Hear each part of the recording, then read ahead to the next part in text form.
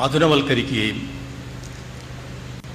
ലോകത്തൊരിടത്തും സമാനതകളില്ലാത്ത ചില സവിശേഷതകൾ മലയാളത്തിൽ പ്രാവർത്തികമാക്കുകയും ചെയ്തതാണല്ലോ DC-യുടെ അത്ഭുതകരമായ നേട്ടം. വിശാലമായ സമൂഹതലത്തിൽ ഈ പ്രവർത്തനത്തിന് എന്താണ് പ്രസക്തി? എഴുത്തുകാരൻ സമൂഹവുമായി സംവാദത്തിൽ ഏർപ്പെടുമ്പോൾ ഇടയാളായി നിൽക്കുന്ന പ്രസാധകന് എന്ത് പങ്കാണുള്ളത്? കച്ചവടമാണോ അവർ തമ്മിലുള്ള കണ്ണി? ജനങ്ങളോട് പ്രസാധകന് വിശേഷിച്ച് എന്തെങ്കിലും ചുമതലയുണ്ടോ?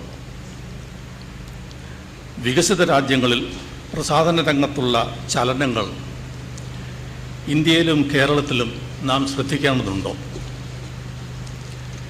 ഇങ്ങനെയുള്ള ചോദ്യങ്ങൾ നമ്മുടെ ദൈനംദിന ജീവിതവുമായി ബന്ധപ്പെട്ട് നിൽക്കുന്നു. DC-യെക്കുറിച്ച് ഓർക്കുമ്പോൾ ഉയർന്നു വരുന്ന അടിസ്ഥാനപരമായ ഈ ചോദ്യങ്ങൾ DC-യുടെ ജീവിതം എത്ര സഫലമായിരുന്നുവെന്ന് നമ്മളെ അറിയിക്കുന്നു. ഒരു വ്യക്തിത്വത്തിൽ ഒന്നിലധികം വ്യക്തിത്വങ്ങൾ ഉൾക്കൊള്ളുന്നവരാണ് മനുഷ്യരാശിക്ക് സംഭാവനകൾ നൽകുന്നത്. DC ഒരാളായിരുന്നില്ല. പല DC-മാർ ഒന്നു ചേർന്ന ഒരു പ്രതിഭാസമായിരുന്നു DC. ഇന്നൊരു ക്ലീശയായിരിക്കുന്ന ബഹുമുഖ പ്രതിഭ എന്ന പ്രയോഗത്തിൽ ഈ പ്രതിഭാസം ഒതുങ്ങുന്നില്ല. ഉൾക്കാഴ്ചയും ദൂരക്കാഴ്ചയും സമന്വയിക്കുമ്പോൾ, പ്രവാചകനും കച്ചവടക്കാരനും ഒന്നാകുമ്പോൾ DC-മാർ ഉണ്ടാകുന്നു. അതുകൊണ്ടാണ് CJ തോമസിനും കാരൂർ നീലകണ്ഠപിള്ളയ്ക്കും MP പോളിനും സാക്ഷാത്കരിക്കാനാവാതെ പോയ സ്വപ്നങ്ങൾ DC-യുടെ യാഥാർത്ഥ്യങ്ങളായത്. ST റെഡ്ഡിയാരും കമലാലയ പ്രിൻറ്റേഴ്സും മറ്റും അരങ്ങുവാണിരുന്ന ഒരു ഭൂതകാലം ഉണ്ടായിരുന്നു. എന്നുവെച്ചാൽ പ്രസ് ഉടമകളും പ്രസാധകരും ഒരേ നാണയത്തിൻ്റെ ഒരേ വശമായിരുന്ന കാലം. പുസ്തകം പ്രസിദ്ധപ്പെടുത്തുക എന്ന കർമ്മം പുസ്തകം അച്ചടിക്കുക എന്ന കർമ്മത്തിൽ തുടങ്ങുകയും അവസാനിക്കുകയും ചെയ്യുന്ന സംവിധാനം. അങ്ങനെയുള്ള അന്തരീക്ഷത്തിലാണ് പുസ്തകത്തിന് ആകർഷകമായ രീതിയിൽ കവർ ഡിസൈൻ ചെയ്യാമെന്നും അങ്ങനെ ചെയ്യേണ്ടതൊരാവശ്യമാണെന്നും CJ തോമസ് ചിന്തിച്ചു തുടങ്ങിയത്. എഴുത്തുകാരുടെ സഹകരണ സംഘം എന്ന ആശയം കാരൂർ പ്രഭൃതികളുടെ മനസ്സിലും ഉദിക്കുന്നു. ആശയങ്ങളെ കോർത്തിണക്കി മനസ്സിലുണ്ടാകുന്ന ആശയങ്ങൾ ഒന്നിച്ചു ചേർത്ത് രൂപഭദ്രത സൃഷ്ടിക്കാൻ വേണ്ട പ്രായോഗിക ബുദ്ധിയുമായി ഡൊമിനിക് ചാക്കോ മുമ്പോട്ട് വന്നപ്പോൾ പ്രസാധന രംഗത്ത് മലയാളത്തിൻ്റേതായ ഒരധ്യായം തുടങ്ങുകയായിരുന്നു. സാഹിത്യപ്രവർത്തക സഹകരണ സംഘത്തെ ഒരു ചരിത്ര സംഭവമാക്കിയത് അതിൻ്റെ പുതുമയല്ല. മറ്റൊരിടത്തും കേട്ടുകേൾവിയില്ലാത്ത റോയൽറ്റി തുകകളുമല്ല. പിന്നെ എന്തായിരുന്നു അത് ചെയ്തത്? അക്ഷരം കൊണ്ട് ഉപജീവനം കഴിക്കുന്നവരെ സ്നേഹിക്കുകയും ആദരിക്കുകയും ചെയ്യണമെന്ന തത്വം സ്ഥാപിച്ചെടുത്തതാണ് SPCSൻ്റെ ചരിത്രത്തിലെ പ്രധാനമായ മഹത്വം. SPCS നശിച്ചിട്ടും ആ തത്വം നിലനിൽക്കുന്നു. ആ തത്വത്തിൽ അദ്ദേഹത്തിനുണ്ടായിരുന്ന ഉറച്ച വിശ്വാസമാണ് DC-യെ DC-ആക്കിയത്. പുസ്തക കച്ചവടത്തിൽ ഏർപ്പെട്ടിരിക്കുന്ന ഒരു വ്യവസായിക്ക് ഒരിക്കലും ചേർന്നതായിരുന്നില്ല ഈ സ്വഭാവ ഗുണം. ലാഭം അത്യാവശ്യമായ ഒരു കച്ചവടത്തിൽ നഷ്ടക്കച്ചവടം ക്ഷണിച്ചു വരുത്തുന്ന പരിപാടികളിലേക്ക് അതറിഞ്ഞുകൊണ്ട് തന്നെ DC എടുത്തു ചാടുകയായിരുന്നു.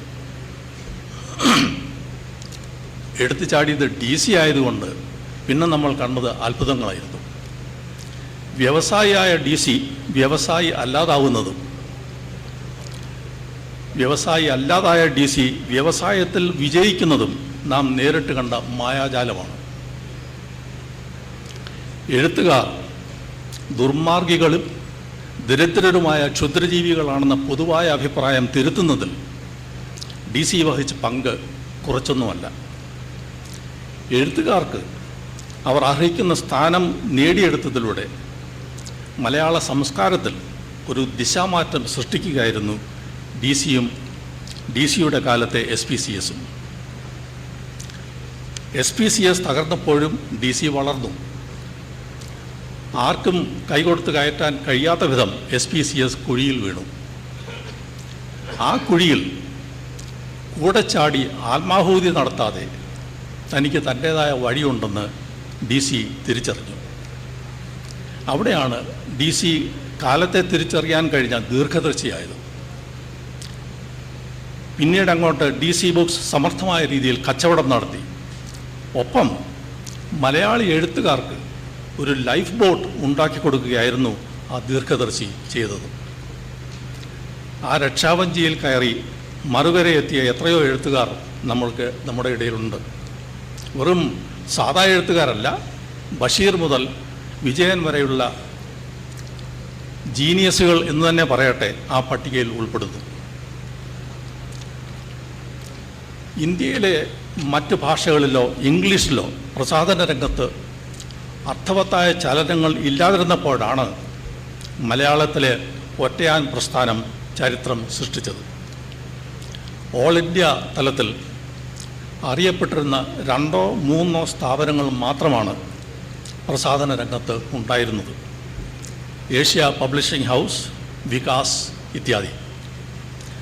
അഡ്രസ് പോലും ബാക്കി വയ്ക്കാതെ അവയെല്ലാം മാഞ്ഞുപോയി. പെൻഗ്വിൻ വന്നതോടെയാണ് ആദ്യമായി ഒരു ഉണർവുണ്ടാകുന്നത്. അതും കന്യാകുമാരിക്കാരൻ ഡേവിഡ് ഡേവിദാറിന് പ്രവർത്തന സ്വാതന്ത്ര്യം കിട്ടിക്കഴിഞ്ഞ ശേഷം. ഇംഗ്ലീഷിലെ DC ആയിരുന്നു ഡേവിഡ് ഡേവിദാർ എന്ന് പറയുന്ന DD. പടിഞ്ഞാറൻ പതിവുകൾ ഇന്ത്യയിൽ അദ്ദേഹം നടപ്പിലാക്കി. വിശേഷിച്ച് എഴുത്തുകാരെ സ്വാധീനിച്ച് പുതുമയുള്ള പുസ്തകങ്ങൾ ഇറക്കുക എന്ന പതിവ്. ഡേവിദാറിൻ്റെ വിജയം ഇന്ത്യക്ക് വിനയായി എന്ന് വേണമെങ്കിൽ പറയാം. പെൻഗ്വിൻ കമ്പനി അദ്ദേഹത്തെ റാഞ്ചിയെടുത്ത് കാനഡയിൽ പ്രതിഷ്ഠിച്ചിരിക്കുകയാണ്. അവിടെ നിന്ന് അധികം താമസിയാതെ പബ്ലിഷിംഗ് വ്യവസായത്തിൻ്റെ പറുദീസയായ ന്യൂയോർക്കിൽ പുനഃപ്രതിഷ്ഠിക്കുമെന്നാണ് അണിയറ രഹസ്യം. അതേസമയം പെൻഗ്വിൻ്റെ വിജയം പെൻഗ്വിന് തന്നെ വിനയായോ എന്ന് സംശയിക്കേണ്ടിയിരിക്കുന്നു. എങ്ങനെയെങ്കിലും വർഷത്തിൽ 200 പുതിയ ടൈറ്റിലുകൾ ഇറക്കുക എന്നതാണ് പെൻഗ്വിൻ ഇന്ത്യയുടെ ഇന്നത്തെ ഔദ്യോഗിക നയം. ഇതിലും 4 ഇരട്ടി ടൈറ്റിലുകൾ DC ബുക്സ് ഇറക്കുന്നുവെന്നാണ് ഞാൻ മനസ്സിലാക്കുന്നത്. ഓരോ ടൈറ്റിലിനും അത്യാവശ്യമായ ശ്രദ്ധ അതിന് കിട്ടാതെ പോകുന്നോ എന്നതാണ് ഇവിടെ അന്വേഷിക്കേണ്ടത്. പെൻഗ്വിൻ ഏതാണ്ട് അങ്ങനെ ഒരു അവസ്ഥയിലായിരിക്കുന്നു എന്നാണ് തോന്നുന്നത്. അധികം ശ്രദ്ധിക്കാതെ ധൃതിയിൽ തരപ്പെടുത്തിയ പുറംചട്ടകൾ, സ്പെല്ലിങ്ങിലും വ്യാകരണത്തിലും ചിലപ്പോൾ അക്ഷന്തവ്യമായ തെറ്റുകൾ, ഇതൊക്കെ 200 പുതിയ പുസ്തകങ്ങൾ എങ്ങനെയെങ്കിലും പ്രസിദ്ധപ്പെടുത്തണമെന്ന ശബ്ദത്തിന് കൊടുക്കുന്ന വിലയാണെന്ന് തോന്നുന്നു. പക്ഷേ ആണ്ടവസാനം കണക്കുകൾ പരിശോധിക്കുമ്പോൾ ഏതാണ്ട് 300 കോടി രൂപയോളം ആദായം അവർക്ക് വരുന്നുണ്ട്. അപ്പോൾ പിന്നെ സ്പെല്ലിംഗ് മിസ്റ്റേക്സിനെ കുറിച്ച് പറയുന്ന നമ്മൾ വിഡ്ഢികളാകുന്നു. ഇതാണോ പുസ്തക പ്രസാധനത്തിൻ്റെ ഭാവി എന്ന് ചോദിക്കണം. അല്ലെന്നാണ് എനിക്ക് തോന്നുന്നത്. ഗുണനിലവാരത്തെക്കുറിച്ച് അധികം മെനക്കെടാതെ എങ്കിലും ലാഭം കൊയ്യുന്ന പെൻഗ്വിൻ ഈ രംഗത്തെ സാധ്യതകൾ എത്ര വലുതാണെന്ന് ചൂണ്ടിക്കാണിക്കുകയാണ്. ഈ സാധ്യതകൾ കണ്ടുകൊണ്ട് ലോകത്തെ ഏറ്റവും വലിയ ബുക്ക് പബ്ലിഷിംഗ് കമ്പനിയായ ബെർട്ടൽസ്മാൻ ഇന്ത്യയിലേക്ക് വന്നിരിക്കുകയാണ്. അവരുടെ വിഖ്യാതമായ റാൻഡം ഹൗസ് ഡൽഹിയിൽ ആഫീസ് തുറന്ന് ഒരു ഇന്ത്യൻ എഡിറ്ററെ നിയമിച്ചു കഴിഞ്ഞിരിക്കുന്നു. ഡൽഹിയിൽ നേരത്തെ സ്ഥാനമുറപ്പിച്ചിരുന്ന ഹാർപ്പർ കോളിൻസ് അവരുടെ മാനേജിംഗ് ഡയറക്ടറെ പിരിച്ചുവിട്ട് പുതിയ ആളിനെ നിയമിച്ചിരിക്കുകയാണ്. മാർക്കറ്റിൻ്റെ ആവശ്യമനുസരിച്ച് പുതിയ പരിപാടികൾ ആവിഷ്കരിച്ച് മുമ്പോട്ട് പോകുന്നില്ല എന്നതായിരുന്നു സ്ഥാനഭ്രഷ്ടനാക്കപ്പെട്ട തലവൻ്റെ വീഴ്ച. എന്താണ് ഈ മാറ്റം മറിച്ചിലുകളുടെ അർത്ഥം? ഇന്ത്യയിലെ പുസ്തക വിപണി വലുതാണെന്ന് ലോകത്തിലെ വൻ കമ്പനികൾ കണ്ടുപിടിച്ചിരിക്കുന്നുവെന്നും ഇതുവരെ നാം കണ്ടിട്ടില്ലാത്ത മത്സരം തുടങ്ങുകയാണെന്നും വ്യക്തം. ഈ മത്സരം വായനക്കാർക്ക് ഗുണം ചെയ്യും. പ്രധാനമായും 2 ഗുണങ്ങളാണ് ഞാൻ കാണുന്നത്. നോവലുകളിൽ നിന്ന് സമകാലിക പ്രാധാന്യമുള്ള നോൺ ഫിക്ഷൻ വിഭാഗത്തിലേക്ക് ഒരു ചായ്വ് പ്രതീക്ഷിക്കാം. അതോടൊപ്പം ഗുണനിലവാരം ഒഴിച്ചുകൂടാൻ പാടില്ലാത്തതാണെന്ന് കമ്പനികൾ അംഗീകരിക്കും. ഈ 2 പ്രവണതകൾക്കും ഉദാഹരണമായി റാൻഡം ഹൗസിനെ തന്നെ കാണാൻ കഴിയും. പാശ്ചാത്യ പബ്ലിഷിംഗ് കമ്പനികളിൽ 2 എഡിറ്റർ പദവികളുണ്ട്: കമ്മീഷനിങ് എഡിറ്റർ, ലൈൻ എഡിറ്റർ. പ്രസിദ്ധീകരണത്തിന് തിരഞ്ഞെടുത്ത മാനുസ്ക്രിപ്റ്റിലെ വള്ളിയും പുള്ളിയും പരിശോധിച്ച് വാക്യങ്ങൾ ക്രമപ്പെടുത്തുന്ന ജോലിയാണ് ലൈൻ എഡിറ്റർക്ക്, പത്രത്തിലെ സബ് എഡിറ്റർ പോലെ. അതിലും വലുതാണ് കമ്മീഷനിങ് എഡിറ്ററുടെ ചുമതല. പുതിയ ആശയങ്ങൾ വികസിപ്പിച്ച് അവയെ ആസ്പദമാക്കി ഗ്രന്ഥങ്ങൾ രചിക്കാൻ കഴിവുള്ളവരെ കണ്ടുപിടിച്ച് അവരെ കൊണ്ട് മാനുസ്ക്രിപ്റ്റ് രൂപപ്പെടുത്തുന്ന പണിയാണ് കമ്മീഷനിങ് എഡിറ്റർ ചെയ്യുന്നത്. ഈ വഴിക്കാണ് റാൻഡം ഹൗസ് നീങ്ങുന്നതെന്ന് അറിയുന്നു. ശോഭ ഡേ പോലുള്ള പൈങ്കിളികളെ വളർത്തിയെടുക്കുന്നത് ഡേവിഡ് ഡേവിദാറിൻ്റെ കാലത്തെ ഒരാവശ്യമായിരുന്നിരിക്കാം. റാൻഡം ഹൗസ് ഗുണനിലവാരത്തിന് ഊന്നൽ കൊടുക്കുമെന്ന ശ്രുതി ശരിയാണെങ്കിൽ പൈങ്കിളികൾ ആയിരിക്കില്ല അവരുടെ ശ്രദ്ധാകേന്ദ്രം. ചിന്തയുടെയും സംവാദത്തിൻ്റെയും തരംഗങ്ങൾ അലയടിക്കുന്ന മുഖ്യധാരാ ഗ്രന്ഥങ്ങൾ നോവലുകളുമായി മത്സരിക്കുന്നതായിരിക്കും നാം കാണുന്നത്. എണ്ണം കുറവും ഗുണം കൂടുതലും എന്ന ആശയം ഒരുപക്ഷെ പല പ്രസാധകരെയും സ്വാധീനിച്ചെന്ന് വരാം. എന്നാൽ ഈ ഗുണം എന്ന് പറയുന്ന സാധനം എന്താണ്? നമ്മുടെ ഇടയിൽ ഉന്നത നിലവാരം എന്ന് പറയുന്നത് നല്ല കടലാസിലും നല്ല അച്ചടിയിലും ഒതുങ്ങുന്നതായിട്ടാണ് സാധാരണ കണ്ടുവരുന്നത്. ലോകവിപണിയിൽ അങ്ങനെയല്ല. ഗ്രന്ഥത്തിൻ്റെ പ്രമേയവും അവതരണ രീതിയും അധ്യായങ്ങളുടെ ഘടനയും ശൈലീ ഭംഗിയും ഭാഷയുടെ ഒഴുക്കും ഒക്കെ പ്രസാധകരുടെ ശ്രദ്ധ ചെല്ലേണ്ട ഭാഗങ്ങളായി അവർ കാണുന്നു. അങ്ങനെയാണ് മൂല്യശോഭയുള്ള പുസ്തകങ്ങൾ ജനിക്കുന്നത്.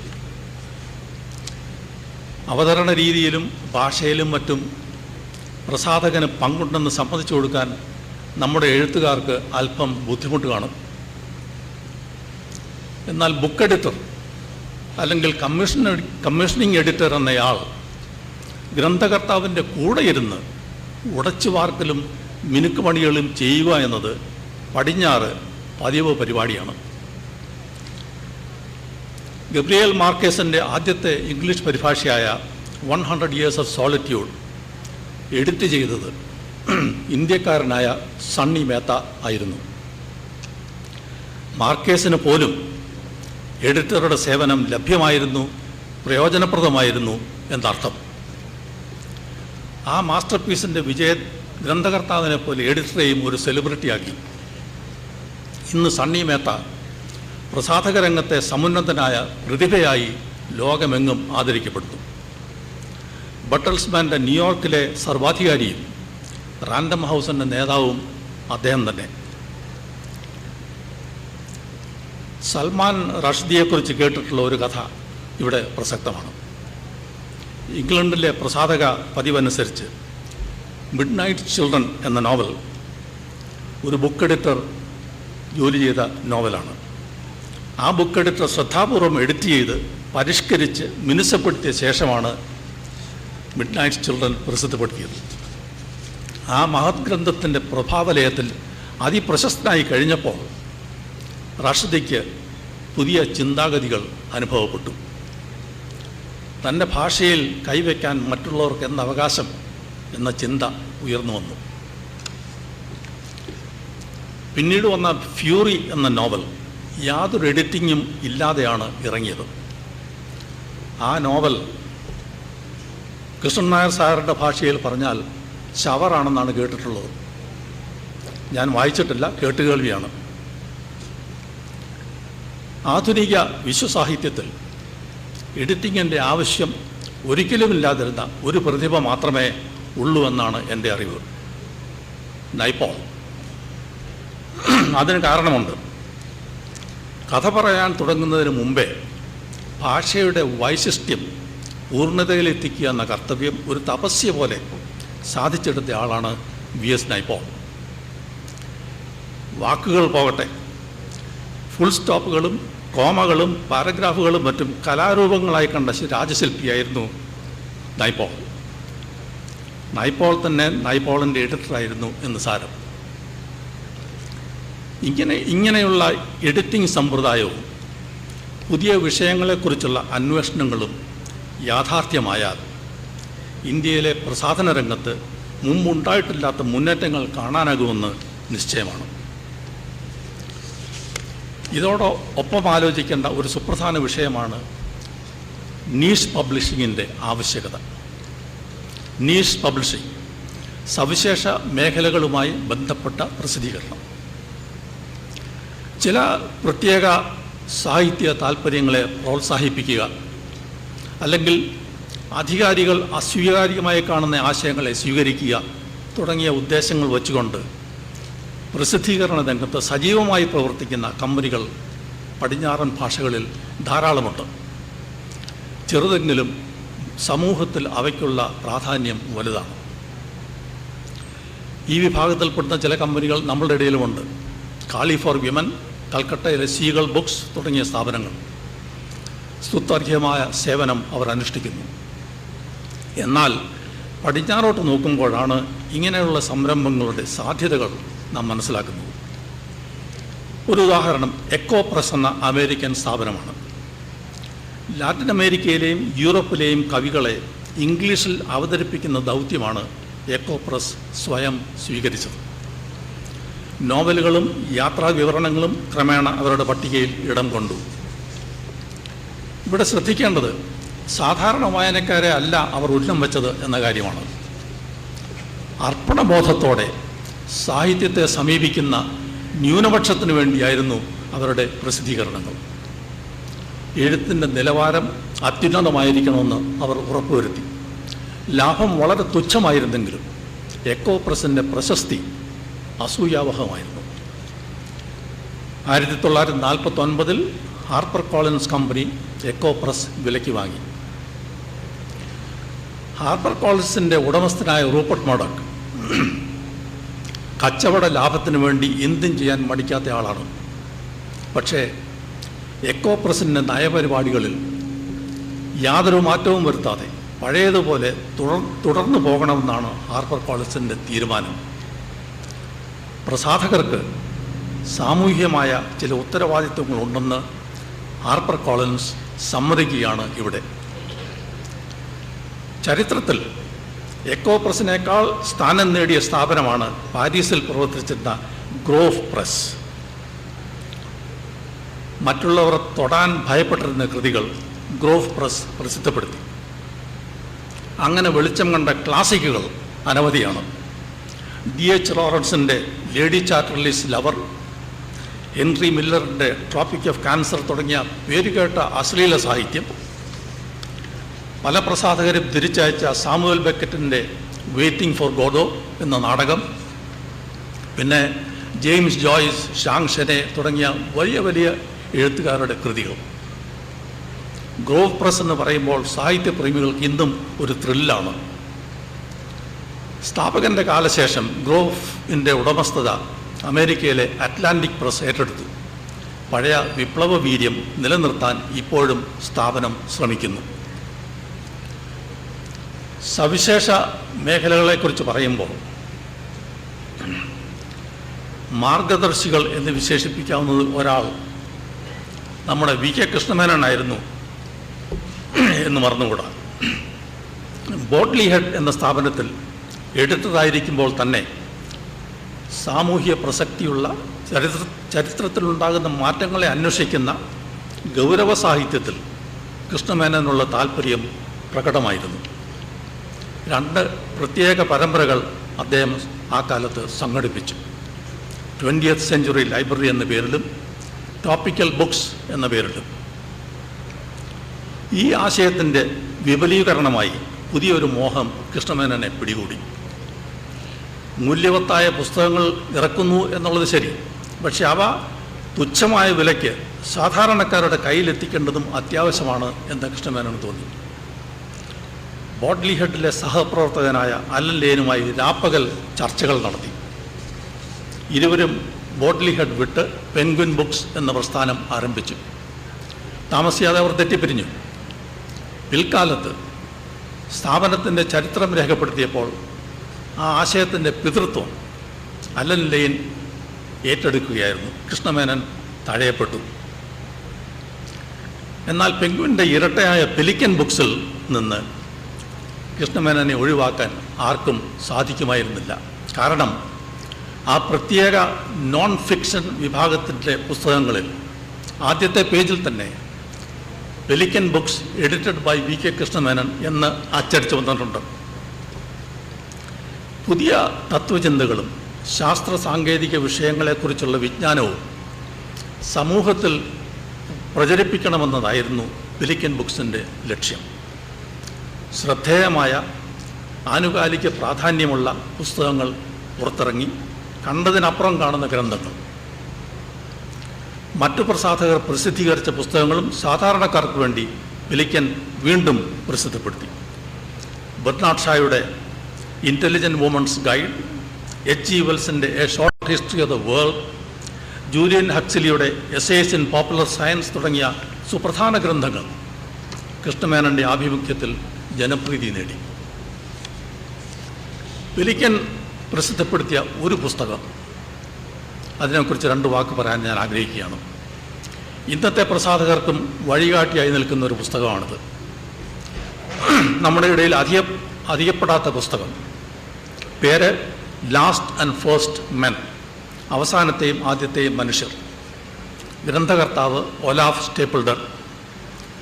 1930 പ്രസാധനം. അതായത് 2ാം ലോകമഹായുദ്ധത്തിനും മുമ്പ് ഗാന്ധി ദണ്ഡിയിലേക്ക് ഉപ്പുണ്ടാക്കാൻ പോയ കാലം. ആ കാലത്ത് ചിന്തിക്കാൻ പോലും അസാധ്യമായിരുന്ന ചില പ്രവചനങ്ങൾ നോവൽ രൂപത്തിൽ എഴുതിയതാണ് ലാസ്റ്റ് ആൻഡ് ഫസ്റ്റ് മാൻ. മനുഷ്യൻ്റെ അവസാനം ഭാവനയിൽ കണ്ടു ഗ്രന്ഥകാരൻ. കവടി നിരത്തിയുള്ള പ്രവചനങ്ങളായിരുന്നില്ല അത്. നിലവിലുള്ള പ്രവണതകളുടെ അടിസ്ഥാനത്തിൽ പ്രായോഗിക ബുദ്ധിയിൽ സാധ്യതകളായി കണ്ട കാര്യങ്ങളാണ് ഗ്രന്ഥകാരൻ കുറിച്ചിട്ടത്. അദ്ദേഹം തന്നെ വിശേഷിപ്പിച്ചത് not ungoverned speculation but controlled imagination എന്നാണ്.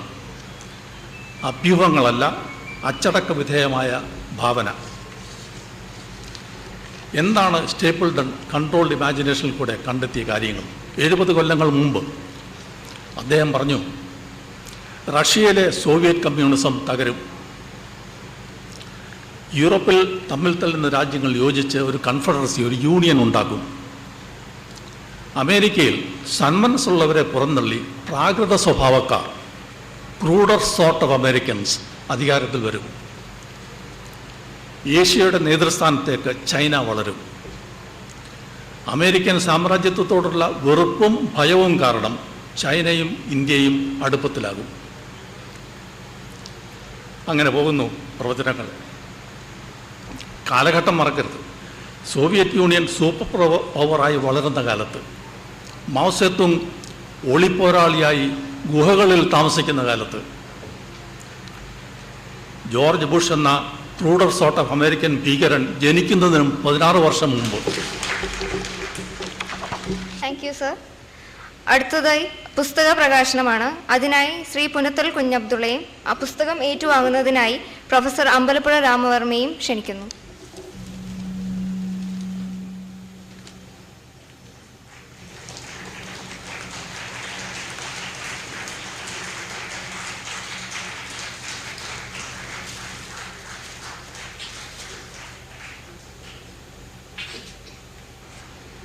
എൻ്റെ പ്രിയപ്പെട്ട ജ്യേഷ്ഠ സഹോദരനും സുഹൃത്തുമായ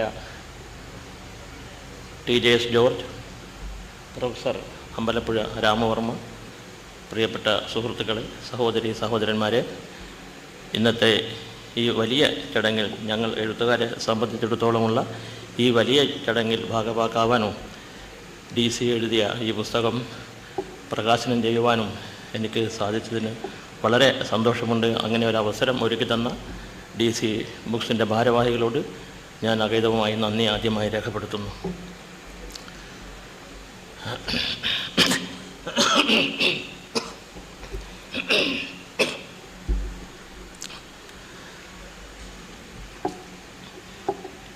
ഇന്ന് ഈ പുസ്തകം കയ്യിൽ വെച്ചുകൊണ്ട് ഞാൻ വളരെ വർഷങ്ങൾക്ക് മുമ്പ് 1971 DC ആദ്യമായി കണ്ടത് ഓർക്കുകയാണ്. അദ്ദേഹത്തെ അന്ന് ആദ്യമായി കാണാനൊരു കാരണം എൻ്റെ ആദ്യത്തെ കഥാസമാഹാരം കോഴിക്കോടുള്ള ഒരു പ്രസാധകന് അയച്ചു കൊടുത്തപ്പോൾ അത് പ്രസിദ്ധീകരിക്കാൻ സാധ്യമല്ല എന്ന് വളരെ പെട്ടെന്ന് പറഞ്ഞുകൊണ്ട് പുസ്തകം തിരിച്ചയച്ചു തന്നു. ആ പുസ്തകം അന്ന് SPCS പ്രസിദ്ധീകരിക്കുമെന്ന് എനിക്ക് ഒരിക്കലും ഞാൻ അങ്ങനെ ഒരു ആഗ്രഹിച്ചിരുന്നില്ല, അങ്ങനെ ഒരു മനസ്സിലാക്കിയിരുന്നില്ല. കാരണം അന്ന് സംഘം വലിയ പ്രസാധനശാലയാണ്. അപ്പോൾ എന്നെപ്പോലെയുള്ള ഒരു പുതിയ ആളുടെ പുസ്തകം സംഘം പ്രസിദ്ധീകരിക്കുമോ എന്ന ആശങ്കയുള്ളതുകൊണ്ട് ഞാൻ ആദ്യമായിട്ട് സംഘത്തിന് അയച്ചിരുന്നില്ല. എങ്കിലും എൻ്റെ ചില അടുത്ത സുഹൃത്തുക്കൾ പറഞ്ഞത് കാരണം ഈ പുസ്തകം സംഘത്തിന് അയക്കുകയും കഥാസമാഹാരം സംഘം അത് വളരെ പെട്ടെന്ന് എനിക്ക് മറുപടി അയക്കുകയും ചെയ്തു. അങ്ങനെ പുസ്തകം പ്രസിദ്ധീകരിച്ചതിന് ശേഷം ആ സന്തോഷം രേഖപ്പെടുത്തുവാൻ വേണ്ടി ആദ്യമായിട്ട് കോട്ടയത്ത് വന്നപ്പോഴാണ് DC-യെ കാണുന്നത്. ആ പരിചയം അദ്ദേഹം സംഘത്തിൽ നിന്ന് പിരിഞ്ഞ് പോയതിനു ശേഷം സ്വന്തമായി പ്രസാധനം തുടങ്ങി ആ കമ്പനി പബ്ലിഷിംഗ് ഹൗസ് തുടങ്ങി അന്ന് തൊട്ട് അദ്ദേഹത്തിൻ്റെ അവസാന കാലം വരെ അത് യാതൊരു ഭംഗവുമില്ലാതെ തുടർന്ന് പോന്നിരുന്നു. അതിൽ വലിയൊരു സന്തോഷം എനിക്ക് തോന്നുന്നുണ്ട്. അതിൽ വേറൊരു സന്തോഷം എടുത്ത് പറയാനുള്ളത്, DC സംഘത്തിൽ നിന്ന് പിരിഞ്ഞ് വന്നപ്പോൾ ഇവിടെ കുറേ പ്രശ്നങ്ങളൊക്കെ ഉണ്ടായിരുന്നു. അതൊക്കെ തരണം ചെയ്തുകൊണ്ട് അദ്ദേഹം സ്വന്തമായിട്ട് ഇവിടെ എനിക്ക് കൃത്യമായിട്ട് ഓർമ്മയില്ല, ഈ കോട്ടയത്തെ ഒരു ബിൽഡിങ്ങിൻ്റെ മുകളിൽ ഒരു 2 ഷോപ്പായിരുന്നു അന്നുണ്ടായിരുന്നു. ഫസ്റ്റ് ഫ്ലോറിൽ ബിൽഡിങ്ങിൻ്റെ മുകളിൽ ചെറിയ ഒരു കിഴക്കാൻ തൂക്കമായ ഒരു കോണിയൊക്കെ കയറിയിട്ട് വേണം പോകാൻ. അപ്പോൾ ഏകദേശം പ്രസാധനം തുടങ്ങി ഒരു 2 മാസത്തിനുള്ളിൽ ഞാൻ എൻ്റെ ഒരു പുസ്തകമായിട്ട് കയ്യെഴുത്ത് പ്രതിയായിട്ട് DC-യെ കാണുകയും ആ കയ്യെഴുത്ത് പ്രതി അദ്ദേഹത്തിന് കൊടുക്കുകയും ചെയ്തു. എനിക്ക് തോന്നുന്നത് 10ാമത്തെ 12ാമത്തെ പുസ്തകമാണത്. അതിനുശേഷം പ്രധാനപ്പെട്ട എല്ലാ പുസ്തകങ്ങളും DC-യാണ് പ്രസിദ്ധീകരിച്ചത്.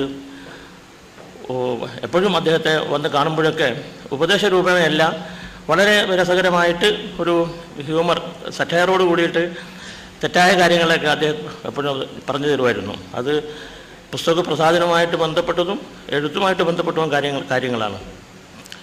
ഇന്നത്തെ ഈ സമ്മേളനത്തിൽ അനുസ്മരണ പ്രഭാഷണം നടത്തിയ TJs അദ്ദേഹത്തെ എനിക്ക് കൃത്യമായിട്ട് പറയാൻ 18 വർഷത്തെ പരിചയമുണ്ട്. 1987 ഫെബ്രുവരിയിലാണ് അദ്ദേഹത്തെ ഞാൻ ആദ്യമായിട്ട് കാണുന്നത്. അദ്ദേഹത്തെ പറയാനോട് 1-2 വാക്ക് പറയാൻ കാരണം, അദ്ദേഹം ആരാണെന്നുള്ളത് എല്ലാ മലയാളികൾക്കും അറിയില്ല, കുറച്ചധികം മലയാളികൾക്ക് അറിയാം. പക്ഷേ TJs ആരാണെന്നുള്ളത് കുറച്ചധികം മലയാളികൾക്ക് അറിയാതെയുണ്ട്.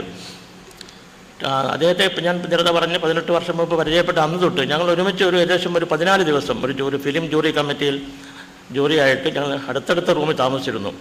അപ്പോൾ ആ 14 ദിവസം കൊണ്ട് തന്നെ ഈ സൗഹൃദം മാത്രമല്ല, അദ്ദേഹത്തിൻ്റെ അറിവും പാണ്ഡിത്യവും വളരെ വിശാലമായി ചിന്തിക്കാനുള്ള കാഴ്ചപ്പാടുമൊക്കെ അന്ന് ഞാൻ മനസ്സിലാക്കിയിരുന്നു.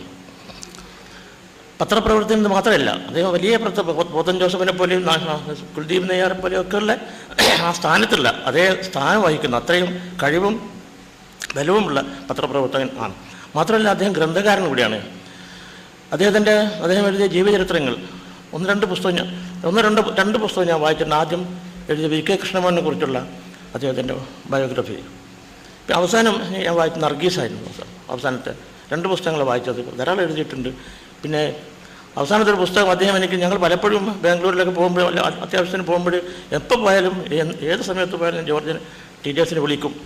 അപ്പോൾ അവസാനമായിട്ട് സാധാരണ പുസ്തകം കൊടുക്കില്ല, സ്വന്തം പുസ്തകം കൊടുക്കില്ല. അപ്പോൾ അവസാനം ഞാനൊരു തവണ ആക്ഷേപം പറയാം, ഇത്രയും പരിചയമൊക്കെ ഉണ്ടായിട്ട് ഇത്രയും പുസ്തകങ്ങളൊക്കെ എഴുതിയിട്ട് ഒരു പുസ്തകം പോലും നിങ്ങൾ തരുന്നത്, നിങ്ങൾ ശരിയായിട്ടുള്ള അച്ചായനാണല്ലോ പാല.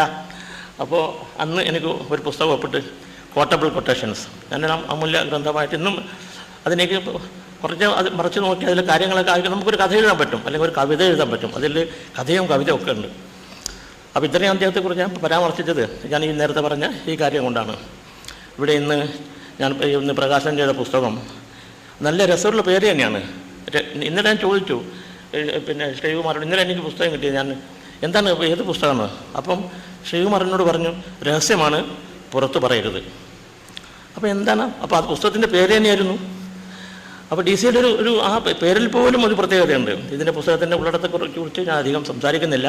ഇതിന് 2-3 പ്രത്യേകത ഉള്ളത്. ഇത് ഒരു പത്രപാരായണം പോലെ, പത്രം വായിക്കുന്ന മാതിരി വായിച്ച് മനസ്സിലാക്കാം. റിപ്പോർട്ടിംഗ് ആണ് മുഴുവനും. പക്ഷേ ഈ റിപ്പോർട്ടിങ്ങിൽ തന്നെ അദ്ദേഹത്തിന് ഒരു ക്രിയേറ്റിവിറ്റി ഉണ്ട്, അതിൻ്റെ സർഗാത്മകത. എല്ലാ റിപ്പോർട്ടിലും, എല്ലാ ലേഖനങ്ങളിലും, കുറിപ്പുകളിലും സർഗാത്മകതയുണ്ട്.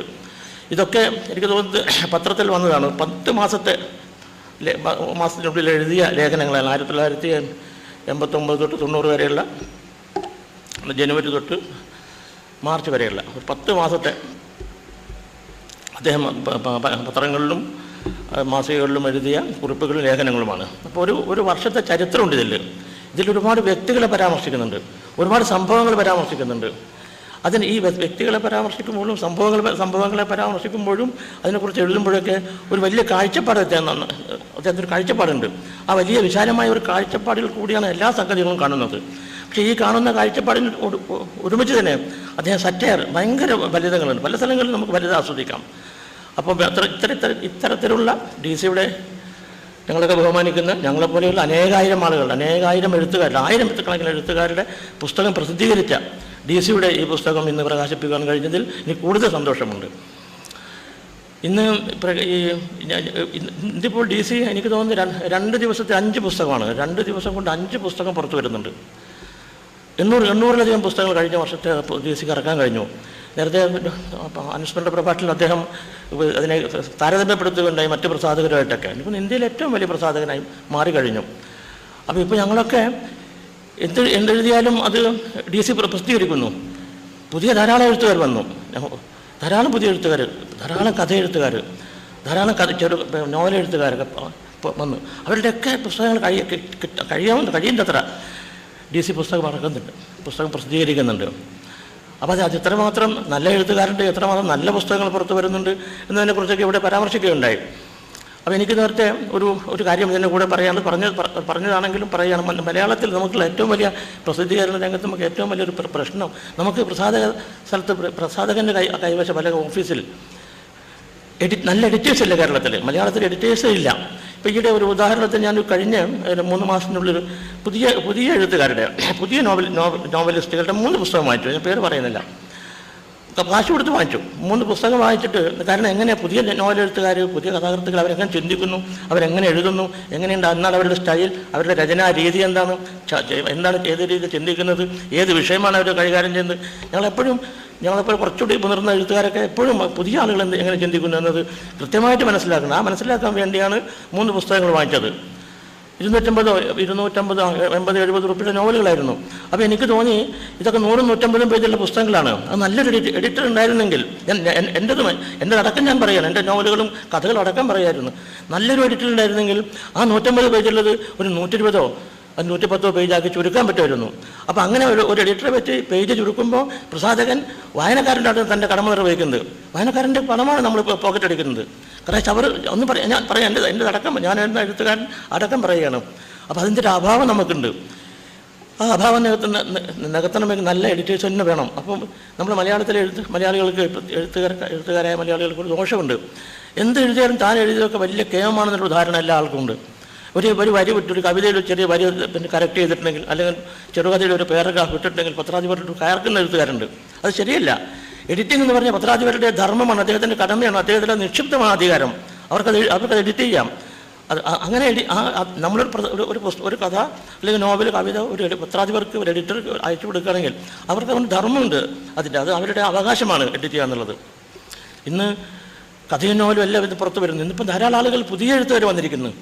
ഇന്ന് പൊക്കുടൻ എഴുതുന്നു, പോലീസുകാരൻ തൻ്റെ കഥ എഴുതുന്നു, ഒരു ലൈംഗിക തൊഴിലാളി കഥ എഴുതുന്നു. അപ്പോൾ എഴുത്തുകാർ ഒരു പ്രത്യേക വർഗ്ഗമല്ല. എഴുത്തുകാർ പ്രത്യേക വർഗ്ഗമായിരുന്നതിന് ഘടകവിരുദ്ധമായിട്ട് പുതിയ ആളുകൾ വന്നുകൊണ്ടിരിക്കുകയാണ്. അപ്പോൾ അതിലൂടെ ഒരു വലിയ പരാമർശങ്ങളുണ്ടായി. പുതിയ നമ്മൾ ലബ്ധപ്രതിഷ്ഠരായിട്ടുള്ള എഴുത്തുകാർക്ക് പുതിയ എഴുത്തുകാർ വരുന്നതിൽ ഭയം, പുതിയ വിഷയങ്ങളാണ് അവതരിപ്പിക്കുന്നത്. ഒരു ലൈംഗിക തൊഴിലാളിയുടെ ആത്മകഥ, അതിന് ഒരുപാട് ചർച്ചകളുണ്ടായി. പക്ഷേ അത് വരണം, അത്തരം പുസ്തകങ്ങൾ വരണം, പുതിയ എഴുത്തുകാർ വരണം. ഒരു പോലീസുകാരൻ പുസ്തകം എഴുതണം, ഒരു ലൈംഗിക തൊഴിലാളി പുസ്തകം എഴുതണം, ഒരു പൊക്കുടൻ, ഒരു ആദിവാസി കർഷകൻ പൊക്കുടൻ പുസ്തകം എഴുതണം. അത്തരം പുതിയ പുതിയ പുസ്തകങ്ങൾ വരട്ടെ. അത്തരം പുതിയ പുസ്തകങ്ങൾ വന്ന് അതൊക്കെ നമ്മുടെ അതൊരു സമൂഹത്തിനുള്ള സംഭാവനയാണ്. അത്തരം ധാരാളം സംഭാവനകൾ ഇനിയും DC ബുക്സിന് മലയാളികൾക്ക് സമ്മാനമായി കൊടുക്കാൻ കഴിയട്ടെ എന്ന് ആശംസിച്ചുകൊണ്ട് ഞാൻ എൻ്റെ ഈ ചെറിയ പ്രസംഗം അവസാനിപ്പിക്കുന്നു. നമസ്കാരം. അധ്യക്ഷത വഹിക്കുന്ന ബഹുമാനപ്പെട്ട ഡോക്ടർ പുന്നത്തൽ കുഞ്ഞബ്ദുള്ള, ഈ യോഗം ഉദ്ഘാടനം ചെയ്ത ബഹുമാനപ്പെട്ട ഡോക്ടർ സുകുമാർ അഴീക്കോട്, DGയെ പറ്റി അനുസ്മരണ പ്രഭാഷണം നടത്തിയ പ്രശസ്ത പത്രപ്രവർത്തകനും എഴുത്തുകാരനും സാഹിത്യകാരനുമായ ശ്രീ ജോർജ്, പ്രിയ സുഹൃത്തുക്കളെ, സഹൃദയരെ, പുസ്തകപ്രേമികളെ, എൻ്റെ ജ്യേഷ്ഠ സഹോദരനെ പോലെ ഞാൻ കരുതി പോന്നിരുന്ന ശ്രീ DC എഴുതിയ ഈ പുസ്തകം ഏറ്റുവാങ്ങാൻ സാധിച്ചത് ഒരു വലിയ ഭാഗ്യമായിട്ട് ഞാൻ കരുതുന്നു. വലിയ ഭാഗ്യമായിട്ട് ഞാൻ കരുതുന്നു. കാരണം അദ്ദേഹമായിട്ട് എനിക്ക് വളരെ വർഷത്തെ പരിചയമുണ്ട്, സ്നേഹബന്ധമുണ്ട്. പരസ്പരം ഞങ്ങൾ അത്രമാത്രം അടുത്ത് പെരുമാറിയിരുന്ന വ്യക്തികളായിരുന്നു. സൂക്ഷ്മമായി പറഞ്ഞാൽ ഇന്നേക്ക് 57 കൊല്ലത്തിന് മുൻപാണ് ഞാൻ DCയെ പരിചയപ്പെടുന്നത്. ഈ വർഷം ഇത്രമാത്രം കൃത്യമായിട്ട് ഓർക്കുന്നത് എന്താണെന്ന് ചോദിച്ചു കഴിഞ്ഞാൽ, എൻ്റെ ജീവിതത്തിൽ മറക്കാൻ പാടില്ലാത്തൊരു വർഷമാണ് 1948. ഈ 1948 ഞാൻ ആലുവ യൂണിയൻ ക്രിസ്ത്യൻ കോളേജിൽ മലയാളം അധ്യാപകനാണ്. അന്ന് കുറ്റിപ്പുഴ കൃഷ്ണപിള്ള സാറായിരുന്നു ഡിപ്പാർട്ട്മെൻ്റൽ ഹെഡ്. എൻ്റെ ഗുരുനാഥൻ കൂടിയാണ് കുറ്റിപ്പുഴ കൃഷ്ണപിള്ള സാർ. അപ്പോൾ കുറ്റിപ്പുഴ താമസിച്ചുകൊണ്ടിരുന്നത് ആലുവ പുഴയുടെ തീരത്താണ്. ഞങ്ങൾ വൈകുന്നേരം ഒരു നടക്കാനായിട്ട് അങ്ങോട്ട് ചെല്ലും, സാറിൻ്റെ വീട്ടിൽ പോകും. സാറ് ഒന്നിച്ച് ആലുവ മണപ്പുറത്ത് ഇങ്ങനെ സംസാരിച്ചുകൊണ്ടിരിക്കും. അങ്ങനെ സാറുമായിട്ട് സംസാരിച്ചുകൊണ്ടിരുന്നപ്പോഴാണ് 2 വ്യക്തികൾ അവിടെ എത്തിയത്. ഒന്ന് MP പോളായിരുന്നു, മറ്റൊന്ന് DC കിഴക്കേമുറി. അപ്പോൾ MP പോൾ സാറിൻ്റെ മകളെ ഞാൻ അന്ന് പഠിപ്പിക്കുന്നുണ്ടായിരുന്നു, റോസി തോമസ്. അന്ന് അവളുടെ പേര് പിന്നെ MP റോസി എന്നാണ് അന്ന്. ഇപ്പോൾ റോസി തോമസ്, CJ തോമസിൻ്റെ ഭാര്യ. അവളന്ന് BAക്ക് പഠിക്കുകയാണ്. അപ്പോൾ കുറ്റിപ്പുഴ കൃഷ്ണപിള്ള സാർ പരിചയപ്പെടുത്തി, ഇതിനാരാണ് ഈ പുതുതായിട്ട് വന്ന മലയാളം അധ്യാപകനാണ്, രാമവർമ്മ എന്നാണ് പേര് എന്നൊക്കെ പരിചയപ്പെടുത്തി. അന്ന് എനിക്ക് 22 വയസ്സേ ഉള്ളൂ, DCക്ക് 34 വയസ്സുണ്ട്. അന്ന് കണ്ടാൽ നല്ല സൗഭാഗ്യമുള്ള ആ മുഖത്തെ ഒരു ചൈതന്യം പറഞ്ഞറിയിക്കാൻ നിവൃത്തിയില്ല. അത്രമാത്രം സുഭഗനായ, സരസനായ, സംഭാഷണപ്രിയനായ DCയെ അന്ന് ഞാൻ പരിചയപ്പെട്ടതാണ് 1948. അത് കഴിഞ്ഞ് 3-4 കൊല്ലം കഴിഞ്ഞു. കോട്ടയം CMS കോളേജിൽ ഞാൻ വരുന്ന 1952 52 അന്ന് ഞങ്ങൾ മലയാളം ഡിപ്പാർട്ട്മെൻറ്റിലേക്ക് കുറച്ച് പുസ്തകം എഴുതി, ലൈബ്രറിക്ക് കുറച്ച് പുസ്തകം വേണമായിരുന്നു. അപ്പോൾ ഞാനിവിടെ വന്നപ്പോൾ ലൈബ്രറിയിൽ പുസ്തകങ്ങളുണ്ട്, ചെറുകഥകളുണ്ട്, നോവലുകളുണ്ട്, കവിതകളുണ്ട്, എല്ലാം ഉണ്ട്. പക്ഷേ റെഫറൻസിന് പറ്റിയ പുസ്തകങ്ങളില്ല. അപ്പോൾ ഞാൻ അന്ന് പ്രിൻസിപ്പൽ PC ജോസഫ് സാറാണ് പ്രിൻസിപ്പൽ. ഞാൻ പറഞ്ഞു, മലയാളത്തിലേക്ക് വളരെ കുറച്ച് പുസ്തകങ്ങളേ ഉള്ളൂ ലൈബ്രറിയിൽ, നമുക്ക് കുറച്ച് റെഫറൻസിന് അത്യാവശ്യമായിട്ട് പുസ്തകങ്ങൾ വേണം, അത് ഞാനൊരു ലിസ്റ്റ് തരാം, അത് സാറ് വാങ്ങിച്ചാൽ കൊള്ളാമെന്ന് പറഞ്ഞു. ഞാൻ എഴുതി കൊടുത്തു. അപ്പോൾ ഒരു 2000 രൂപയുടെ പുസ്തകമാണ് ലിസ്റ്റ് എഴുതി കൊടുത്തത്. അന്നത്തെ 2000 ആണെന്ന് ഓർക്കണം. ജോസഫ് സാർ ഇത് കണ്ടിട്ട് പറയുകയാണ്, മലയാളത്തിൽ ഇത്രയുള്ള പുസ്തകങ്ങളുണ്ടോ? 2000 രൂപയ്ക്കുള്ള പുസ്തകങ്ങളോ മലയാളത്തിലോ? ഞാൻ പറഞ്ഞു, അത് സാർ അങ്ങനെ പറയരുത്. നാഷണൽ ബുക്ക് സ്റ്റാൾ വരെ വന്നാൽ, കളരിക്കൽ ബസാറിലെ നാഷണൽ ബുക്ക് സ്റ്റാൾ വരെ വന്നു കഴിഞ്ഞാൽ ഞാൻ ബോധ്യപ്പെടുത്താം മലയാളത്തിൽ എത്രമാത്രം പുസ്തകങ്ങളുണ്ടെന്ന് എന്ന് പറഞ്ഞു. സാറ് പറഞ്ഞു, ആയിക്കോട്ടെ വാങ്ങിക്കാം എന്ന് പറഞ്ഞു. അപ്പോൾ അന്ന് 2000 രൂപ എന്ന് പറഞ്ഞാൽ ഇനി 25,000 രൂപയില്ല, അതിൽ കൂടുതലുണ്ട്. ഞാൻ നാഷണൽ ബുക്ക് സ്റ്റാളിൽ ചെന്നു. അവിടെ ചെന്നപ്പോൾ DC അവിടെ വെച്ച് കാണുന്നു. എന്നെ കണ്ടു വന്ന് കെട്ടിപ്പിടിച്ചു. ഇവിടെ എത്തിയോ കോട്ടയത്ത്? സന്തോഷം, നമുക്ക് ഒന്നിച്ച് ഇനി പെരുമാറാമല്ലോ എന്ന് പറഞ്ഞു. അന്ന് എന്തൊക്കെ പുസ്തകങ്ങളാണ് നിങ്ങൾ എടുക്കുന്നത്? ഞാൻ പറഞ്ഞു, ഞാൻ ഇത്ര ഒരു ലിസ്റ്റുണ്ട്, ഇത്രയും രൂപ, അതിൽ കൂടുതൽ കവിയരുത്, അതുകൊണ്ട് അതിനുള്ള പുസ്തകങ്ങൾ നിർദ്ദേശിക്കണം. ശരി, ഞാൻ കൂടെ വരാമെന്ന് പറഞ്ഞ പുസ്തകങ്ങളുടെ NBSc ചെന്ന് പുസ്തകങ്ങളൊക്കെ എത്ര എടുത്തു. അതിനങ്ങനെ 2ാമത്തെ ഘട്ടം. എനിക്ക് മറക്കാൻ പാടില്ലാത്ത ചില ഘട്ടങ്ങളാണ്. ഈ പുസ്തകമായിട്ട് ബന്ധമുണ്ട്. പുസ്തകത്തിൻ്റെ പേര് രഹസ്യമാണ് പുറത്ത് പറയരുതെന്നാണ് ഈ പുസ്തകത്തിൻ്റെ ശീർഷകം. രഹസ്യമാണ് പുറത്ത് പറയരുതെന്ന്. ഞാനും അതുപോലെ തന്നെ പറയുന്നു, ഈ പറയുന്നതൊക്കെ രഹസ്യമാണ്, നിങ്ങൾ പുറത്ത് പറയരുതെന്ന്.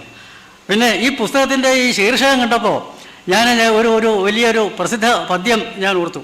ആ പദ്യം ഡോക്ടർ സുകുമാർ അഴീക്കോടിനും അറിയാം, മുൻപ് ഇരിക്കുന്ന മാത്യു ഉലകന്തർ സാറിനും അറിയാം.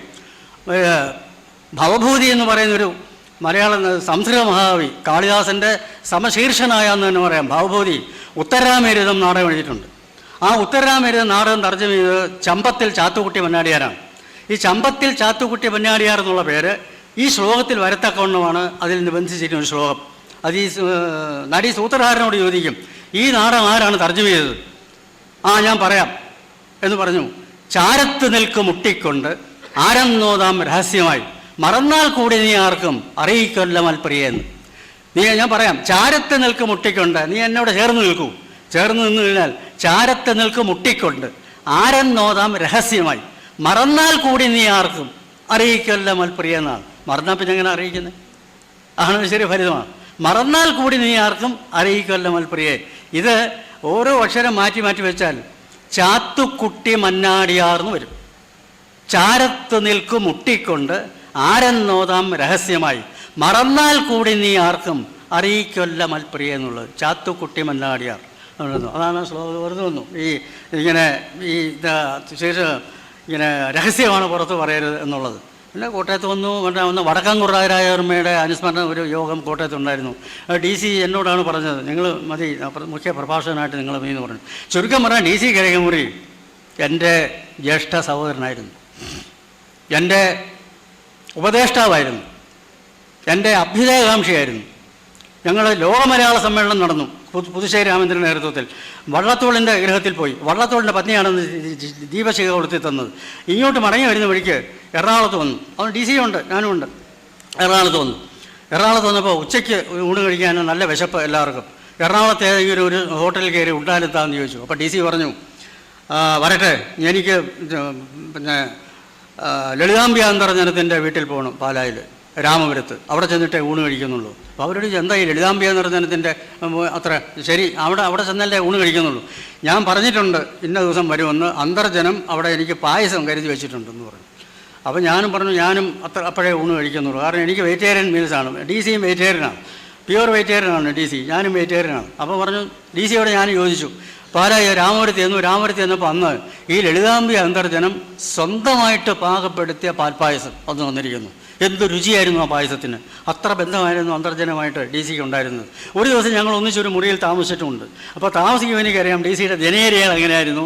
DC പിന്നെ എണ്ണ തേക്കുന്നു. അദ്ദേഹത്തിന് ആയുർവേദത്തോടും പിന്നെ ഹോമിയോപ്പതിയോടുമാണ് കൂടുതൽ താല്പര്യം. അലോപ്പതിയോട് അത്രമാത്രം നല്ല താല്പര്യം ഇല്ലായിരുന്നു. ഒടുവിലാണ് തേക്കുന്നത് തന്നെ സോപ്പ്, ചന്ദ്രിക സോപ്പാണ്. ചന്ദ്രിക സോപ്പാണ് ഞാൻ തേക്കുന്നത്, കുറച്ച് നല്ല സോപ്പാണ് എന്നൊക്കെ പറഞ്ഞു. ഒടുവിൽ ഞങ്ങൾ ഒന്നിച്ച് കഴിയേണ്ടി വന്ന ഒരു മുഹൂർത്തം കൂടി ഓർത്തുകൊണ്ട് ഞാൻ നിർത്താൻ പോവാണ്. കൊട്ടാരത്തിൽ ശങ്കുണ്ണി സ്മാരക സമിതിയുണ്ട്. ഇപ്പോൾ ഈ കൊട്ടാരത്തിൽ ശങ്കുണ്ണി സ്മാരക സമിതിയുടെ പ്രസിഡന്റ് മനോരമയിലെ മാത്തുക്കുട്ടി ചായനായിരുന്നു. അന്ന് DC കിഴക്കമുറി എൻ്റെ വൈസ് പ്രസിഡൻ്റാണ്. അപ്പോൾ DC ചെയ്ത് വലിയ സഹായം, ഈ കോടിമതയിൽ കൊട്ടാരത്തിൽ ശങ്കുണ്ണി സ്മാരകമായിട്ട് 2 നില കെട്ടിടം പണിയുന്നു. ഈ കെട്ടിടം പണിയാനുള്ള തുക ഐതിഹ്യമാല വിറ്റാണ് ഉണ്ടാക്കിയത്. ഈ ഐതിഹ്യമാല വിൽക്കാൻ കാരണം DC കിഴക്കമുറി ഇപ്പം തൃശ്ശൂർ ചെന്ന് അതിൻ്റെ ബന്ധപ്പെട്ട ആളുകളെ കണ്ട് അതിൻ്റെ പകർപ്പവകാശം വിലയ്ക്ക് വാങ്ങിച്ച് അച്ചടിച്ച് വരണം തുടങ്ങി. ലക്ഷക്കണക്കിനാണ് കോപ്പികൾ വിറ്റഴിഞ്ഞ് ഐതിഹ്യമാല. അതിൻ്റെ പണം കൊണ്ടാണ് പ്രധാനമായിട്ടും ഈ കോടിമതയിലുള്ള കൊട്ടാര ശങ്കുണ്ണി സ്മാരക മന്ദിരം പണിഞ്ഞിരിക്കുന്നത്. DC vice പ്രസിഡൻ്റാണ്. അന്നും വളരെ ഞങ്ങൾ ഈ ശങ്കുണ്ണി സ്മാരകത്തിന് അദ്ദേഹം ചെയ്തിട്ടുണ്ട്. മാത്തുക്കുട്ടി ചായൻ ഒഴിഞ്ഞു അതെല്ലാം. ഇപ്പം മാത്തുക്കുട്ടി ചായനല്ല, മാത്തുക്കുട്ടി ചായൻ എന്നെ പിടിച്ചിരുത്തിയ ആ സ്ഥാനത്ത്. ഇപ്പോൾ ഞാൻ എൻ്റെ പ്രസിഡൻ്റാണ്. രവി DC ഉണ്ട്, രവി DC ട്രഷററാണ്. അപ്പോൾ എനിക്കൊരു കാരൂർ നീലകണ്ഠപിള്ള സാർ ഞാൻ കോട്ടയത്ത് വരുമ്പോഴുണ്ട്. കാരൂർ നീലകണ്ഠപിള്ള സാറിൻ്റെ മകളെ ഞാൻ പഠിപ്പിച്ചു, B സരസ്വതി. പിന്നെ MP പോളിൻ്റെ മകളെ പഠിപ്പിച്ചു. പക്ഷേ DC കിഴക്കമുറിയുടെ മക്കളെ പഠിപ്പിക്കാനുള്ള ഭാഗ്യം എനിക്കുണ്ടായില്ല. രവി DC അദ്ദേഹത്തിൻ്റെ സഹോദരിയും. പക്ഷേ എന്തെങ്കിലും ഞങ്ങൾ തമ്മിൽ അത്രമാത്രം സൗഹാർദ്ദത്തോടെ ഇന്നും പുലർത്തുന്ന കുടുംബമായിട്ട് അത്രമാത്രം ബന്ധമുണ്ട്. പൊന്നമ്മ ചേച്ചി എൻ്റെ മുമ്പിലിരിപ്പുണ്ട്. പൊന്നമ്മ ചേച്ചിക്ക് കാര്യങ്ങളൊക്കെ അറിയാം. ഏതായാലും ഇവിടെ വന്ന് ഇതൊരു വലിയൊരു ഒരു നിയോഗമാണെന്ന് തന്നെ പറയാം. ഈ പുസ്തകം ഏറ്റുവാങ്ങാൻ സാധിച്ചത് ദൈവ നിയോഗം തന്നെയാണ്. എനിക്ക് വളരെ കൃതജ്ഞതയുണ്ട്. അത് പറഞ്ഞാൽ ഒതുങ്ങുകയില്ല. ഞാൻ എൻ്റെ എന്തെന്നില്ലാത്തൊരു നന്ദി രേഖപ്പെടുത്തിക്കൊണ്ട് വിരമിക്കുന്നു. നമസ്കാരം. DC quiz club of DCS മാറ്റും DC കിഴക്കമുറി ഫൗണ്ടേഷൻ്റെ സംയുക്ത ആഭിമുഖ്യത്തിൽ നടന്ന പ്രഥമ അഖില കേരള ഇൻ്റർ കോളേജിയറ്റ് പ്രശ്നോത്തരിയിലെ സമ്മാനദാന കർമ്മമാണ് ഇവിടെ നടക്കാൻ പോകുന്നത്. 4ാം സ്ഥാനത്തിന് അർഹമായ team school of Indian legal thoughts Kottayam, Aneesh S and Tom Jose, ഇവരെ ഈ വേദിയിലേക്ക് ക്ഷണിക്കുന്നു. സമ്മാനം നൽകുന്നതിനായി ശ്രീ TJS ജോർജ് സാറിനെ ക്ഷണിക്കുന്നു.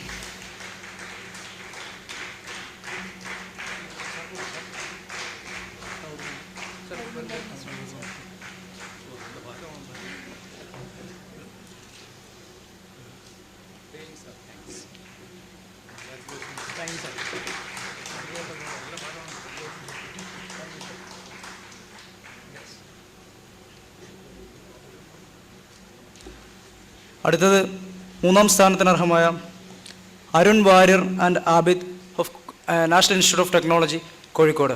അവരെ ഈ വേദിയിലേക്ക് ക്ഷണിക്കുന്നു.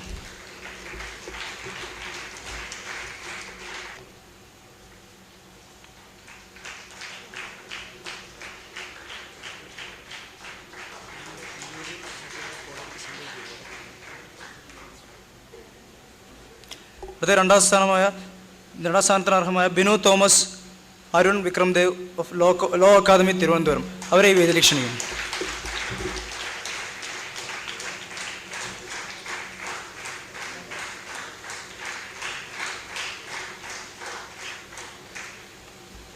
ഇന്നത്തെ വിജയികളായ Ajay Joy, Bobby Alex Philip of college of engineering and technology Thiruvananthapuram. അവരെ ഈ വേദിയിലേക്ക് ക്ഷണിക്കുന്നു.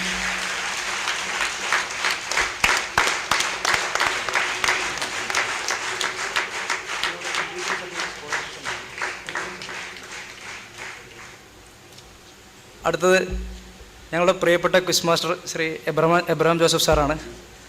സാർക്ക് ഞങ്ങളുടെ ഒരു സ്നേഹോപഹാരം നൽകുന്നതിനായി ശ്രീ സുകുമാർ അഴീക്കോട് സാറിനെ ക്ഷണിക്കുന്നു. Sir please.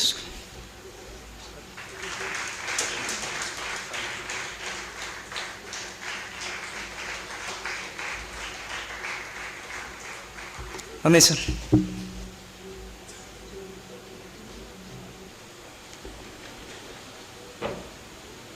DC സാറിൻ്റെ ഓർമ്മകൾ നിറഞ്ഞു നിൽക്കുന്ന ഈ സന്ദർഭത്തിൽ അദ്ദേഹത്തിൻ്റെ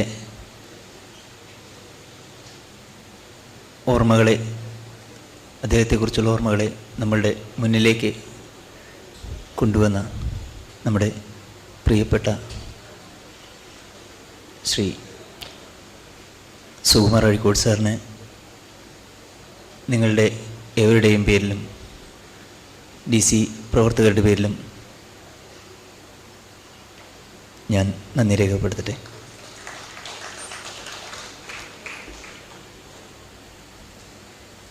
പ്രസാധന കലയും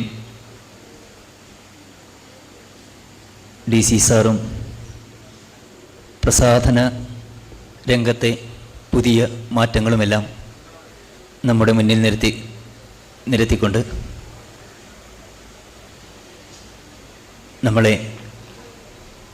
DC സാറിൻ്റെ ഓർമ്മകൾ എന്നതുപോലെ തന്നെ പ്രസാധന രംഗത്ത് ഏറ്റെടുക്കേണ്ട ഉത്തരവാദിത്തങ്ങളെക്കുറിച്ചും ബോധ്യപ്പെടുത്തിയ ശ്രീ TJS ജോർജിനും നിങ്ങളുടെ ഓരോരുത്തരുടെ പേരിലും DC പ്രവർത്തകരുടെ പേരിലും നന്ദി രേഖപ്പെടുത്തുന്നു.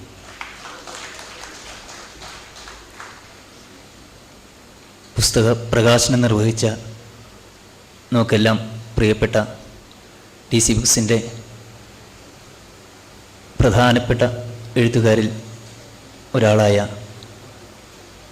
ശ്രീ പുനത്തിൽ കുഞ്ഞബ്ദുള്ളയ്ക്കും നിങ്ങളുടെ ഓരോരുത്തരുടെ പേരിലും DC പ്രവർത്തകരുടെ പേരിലും നന്ദി രേഖപ്പെടുത്തുന്നു. പുസ്തകം ഏറ്റുവാങ്ങിയ പ്രൊഫസർ അമ്പലപ്പുഴ രാമവർമ്മ DC സാറിൻ്റെ ഏറ്റവും അടുത്ത സഹചാരിയായിരുന്നു. അദ്ദേഹത്തിനും നിങ്ങളുടെ ഓരോരുത്തരുടെ പേരിലും DC പ്രവർത്തകരുടെ പേരിലും നന്ദി രേഖപ്പെടുത്തുന്നു. ഇവിടെ ഇത്തരമൊരു ചടങ്ങിൻ്റെ ഭാഗമായി അതിനു മുൻപേ നടന്ന ക്വിസ് മത്സരത്തിൽ വിജയികളായ എല്ലാവർക്കും DC ബുക്സിൻ്റെ പേരിൽ നന്ദി രേഖപ്പെടുത്തിക്കൊള്ളട്ടെ. ചടങ്ങിൽ സംബന്ധിച്ച പത്രപ്രവർത്തകർ, മറ്റു മാധ്യമപ്രവർത്തകർ, അവർക്കും DC ബുക്സിൻ്റെ പേരിലുള്ള നന്ദി രേഖപ്പെടുത്തുന്നു. ഈ ചടങ്ങ് ഇത്രയും ധന്യമാക്കാൻ സഹായിച്ച എല്ലാവരോടും നന്ദി രേഖപ്പെടുത്തിക്കൊണ്ട് വാക്കുകൾ അവസാനിപ്പിക്കും.